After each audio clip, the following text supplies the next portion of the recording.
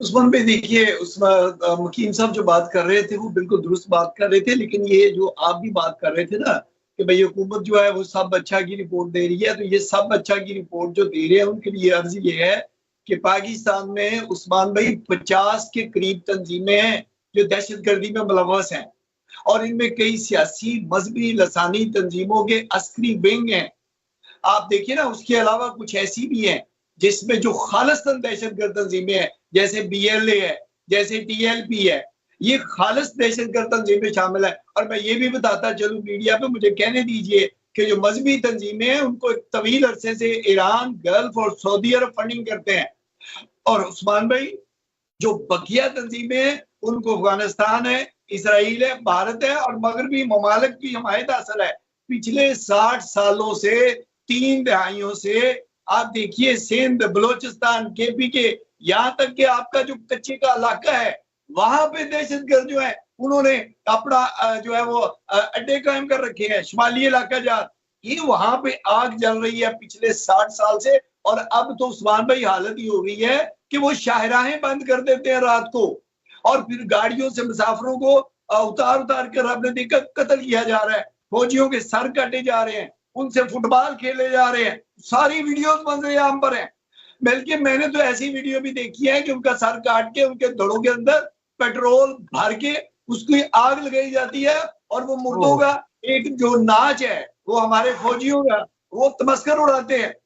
1 लाख बंदा उस्मान भाई कत्ल हो चुका है, और 2001 से 2011 तक ये जो कहते हैं सब अच्छा है, 2011 तक 35,000 अफराद जो है वो मारे गए हैं।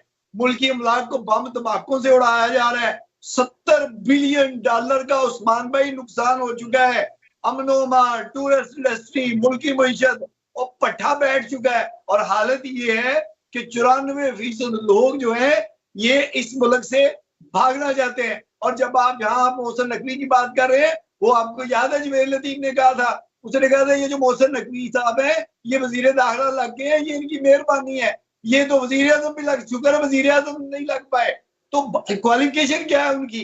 एक SHO, ये ऐसी जो मकीम साहब कह रहे हैं ना कि मस्खरे भर्ती किए हुए हैं, ये मस्खरे भर्ती किए हुए हैं। उस्मान भाई, एक तरफ लोग कत्ल हो रहे हैं, आपकी अमलाक को जलाया जा रहा है, सिक्योरिटी एहलकारों की गर्दनें काटी जा रही हैं। पिशावर में आपने नहीं देखा कि क्या हुआ?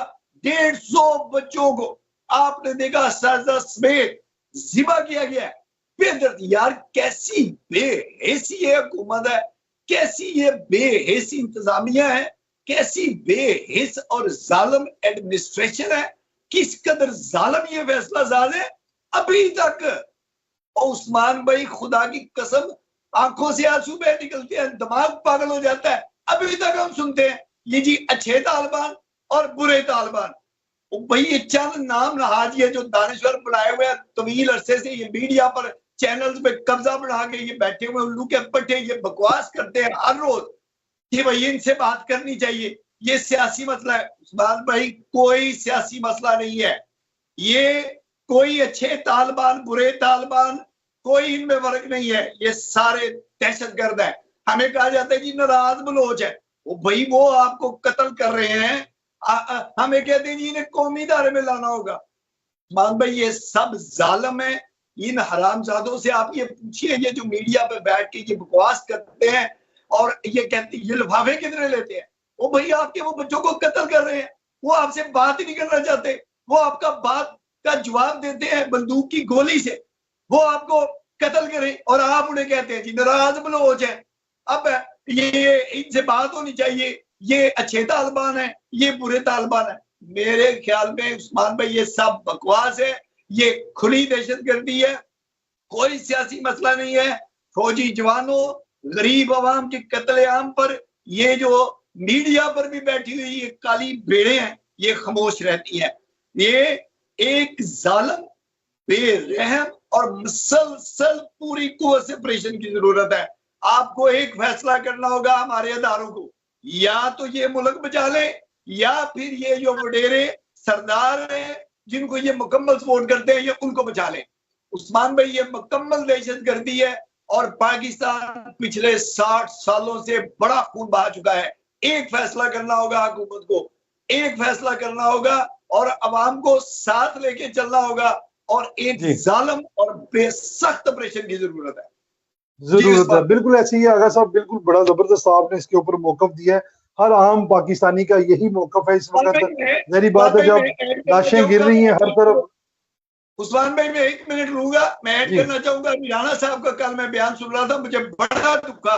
वो कहने लगे कि भाई ये क्या कोई तालिबान वो दहशतगर्द इतने मजबूत हो गए हैं, उनमें इतनी ताकत नहीं है, कि इतनी भी ताकत नहीं है कि वो रेट कायम कर लें। और फिर राणा साहब से कहिए ना, बगैर सिक्योरिटी के जरा बलोचिस्तान का चक्कर लगाएं, जरा कच्चे के इलाके में जाके देखें, अंदरूनी सिंध जाएं, और कोयटा से रोड से जीटी रोड से उतर के जरा दाएं बाएं हो, उन्हें पता लगे कि वो कहां तक पहुंच चुके हैं। उनको नहीं याद कि स्वात में क्या हुआ, मालम जब्बा में क्या हुआ, जब लोगों को खंभों के साथ वो लटका रहे थे, फांसी दे रहे थे। आपकी सारी इंतजामिया, सारी सिक्योरिटी फोर्सेस वहां से भाग निकली थी, वो तो इस्लामाबाद तक आ चुके थे। उस्मान भाई देखिए, ये मुल्क जो है ये सिर्फ ये जो कब्जा माफिया पॉलिटिशियन है ये इनका नहीं है, ये सिर्फ जर्नैलों का मुल्क नहीं है जो मुल्क छोड़ के भाग जाते हैं। 13 में से सिर्फ एक जर्नैल आपके मुल्क में रह रहा है, 12 आपके पास उधर यूरोप में रह रही। तो देखिए, ये यहाँ 24 करोड़ आवाम रहते हैं, इनके बारे में सोचना होगा। इनके तो बच्चे बाहर रहते हैं, इन्होंने तो बाहर जजीरे खरीदे हुए हैं, बाहर प्रॉपर्टियां खरीदी हुई है। मर तो हमारे लोग रहे हैं जो यहाँ से ना भाग सकते हैं। आपको पता है 94% लोग यहाँ से भागना चाहते हैं, ये गैलत सर्वे आया है। तो उस्मान भाई ये एक फैसला करना होगा कि मुल्क बचाना है तो सख्त ऑपरेशन की जरूरत है, दहशतगर्दी का खात्मा करना है। बिल्कुल ऐसी